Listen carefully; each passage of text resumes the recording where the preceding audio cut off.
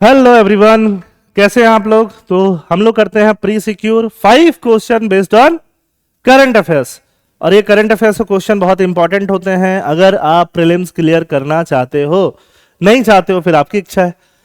आज क्या टॉपिक्स हम लोग क्लियर करने वाले हैं।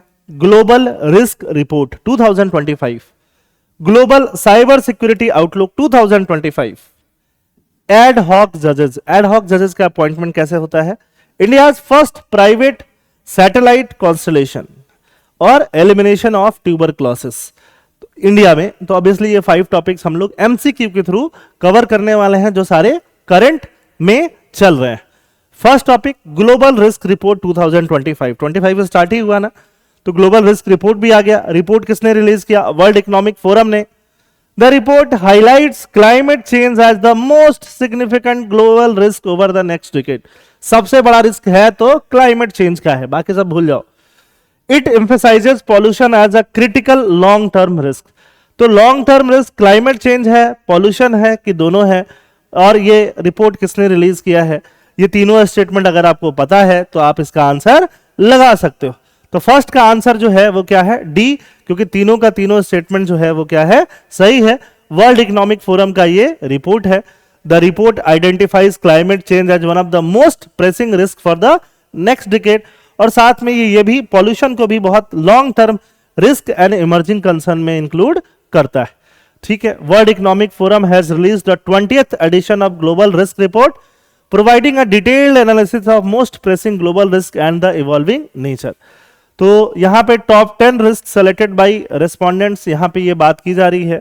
आर्म्ड कॉन्फ्लिक्ट भी है, वेदर इवेंट्स भी हैं, ये सारी चीजें करंट रिस्क लैंडस्केप में यहां पे चल रहा है। ठीक है, रिस्क का इंटरकनेक्शन भी बताता है। वर्ल्ड इकोनॉमिक फोरम के सारे रिस्क एक दूसरे से जुड़े हुए हैं और एक रिस्क दूसरे रिस्क को और ज्यादा बढ़ावा देता है। खैर, question number 2, consider the following statement regarding global cyber security outlook. The report has been published by World Bank. Global cyber security outlook report को किसने पब्लिश किया है, वर्ल्ड बैंक ने किया है। क्या पता है आपको। AI is highlighted as dual edged. सही बात है, डुअल एज स्वॉर्ड है, फायदा भी हो सकता है नुकसान भी। Enhancing cyber security defence while also enabling more sophisticated attack. AI enable attack हो सकता है, बिल्कुल सही है।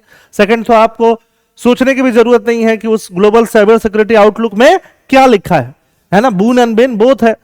The report highlights that critical infrastructure sector are vulnerable, critical infrastructure, to cyber attack due to outdated technology and interconnected system। बिल्कुल सही है। Second, third एक जेनरिक स्टेटमेंट है, किसी रिपोर्ट में हो या नहीं हो, दोनों सही है। फर्स्ट गलत है क्योंकि ये भी WEF ने ही पब्लिश किया है, वर्ल्ड बैंक ने नहीं। तो आंसर क्या हो जाएगा, सेकंड का बी, मतलब second and third. First is incorrect.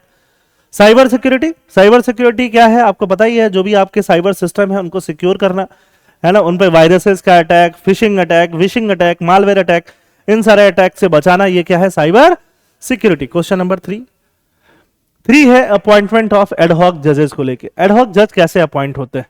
Article 224A of the Indian constitution deals with provision of appointment of retired high court जज। रिटायर्ड हाई कोर्ट जज के अपॉइंटमेंट से के रिलेटेड कौन सा आर्टिकल है, 224A। For the appointment of an ad hoc judge, the prior consent of president is not mandatory। तो mandatory है, बिना प्रेसिडेंट के कंसेंट के एड हॉक जज अपॉइंट नहीं होते हैं। ये स्टेटमेंट गलत है, पहला वाला सही था। एड हॉक जज of the supreme court while attending it's sitting enjoy all power and privilege. Obvious बात है, अगर वो एड हॉक जज बने हैं सुप्रीम कोर्ट में तो जब वो सिटिंग पे हैं तो सारा पावर और प्रिविलेज तो उनको मिलेगा ही, सुप्रीम कोर्ट के जज का वाला ही काम करना है। First and third correct, answer क्या होगा, सी। सेकंड जो है गलत है। गलत इसलिए है क्योंकि प्रेसिडेंट का जो कंसेंट है एडहॉक जज बनाने के लिए वो क्या होता है, मैंडेटरी होता है। ठीक है, और एडहॉक जजेस इन high court when and how can they be appointed. तो स्टैटिक में आप इसको पढ़ते ही हो, स्टैटिक में पढ़ते हो, इसलिए यहां पे हमने इसको कवर डेली करंट अफेयर्स में नहीं करके डायरेक्टली किस में कर लिया है, प्रीलिम्स एमसीक्यू में कर लिया है। ठीक है, अगर आप पढ़ना चाहते हो तो डिटेल में पढ़ सकते हो, बट आप स्टैटिक में, पॉलिटी में डिटेल में पढ़ते हो। With reference to India's first private satellite constellation. Private satellite का कॉन्स्टलेशन जो है इंडिया का, ये फॉलोइंग स्टेटमेंट हमें बताने हैं। India's space tech startup pixel नाम है, pixel launched 3 of its 6 hyper spectral imaging satellite. सही है, श्रीहरिकोटा से लॉन्च नहीं किया गया, ये गलत है। Satellite aim to serve industries such as agriculture, environmental monitoring and defence. Third भी सही है, सेकंड गलत है। Pixxel and Indian space technology startup launch 3 of its 6 hyper spectral imaging satellite aboard a SpaceX rocket from California. ये बहुत important है, directly prelims में आपके आ सकता है। Google backed pixel successfully launches India's first private satellite constellation. This is your news और ये आपको पता होना ही चाहिए, स्पेसएक्स ने यहाँ पे हेल्प किया हुआ है। लास्ट क्वेश्चन, टीबी नाम सुना है आपने, ट्यूबरक्लोसिस। ट्यूबरक्लोसिस इसको हिंदी में बोलते हैं क्षय रोग।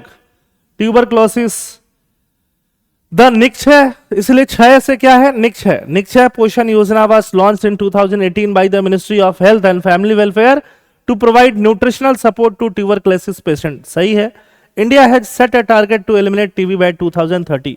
हमने ये टारगेट सेट किया था कि 2025 तक टीबी एलिमिनेट कर देंगे, जो कि पता नहीं होता हुआ दिखाई खास नहीं दे रहा है। जो WHO है उसने टारगेट लिया है 2030 का, इंडिया ने 2025 का ही लिया था, तो सेकंड गलत है। डॉट्स, राहुल द्रविड़ पहले डॉट्स का ऐड करते थे, डॉट्स अपना लीजिए और अपने अपने परिवार को टीबी से बचाइए।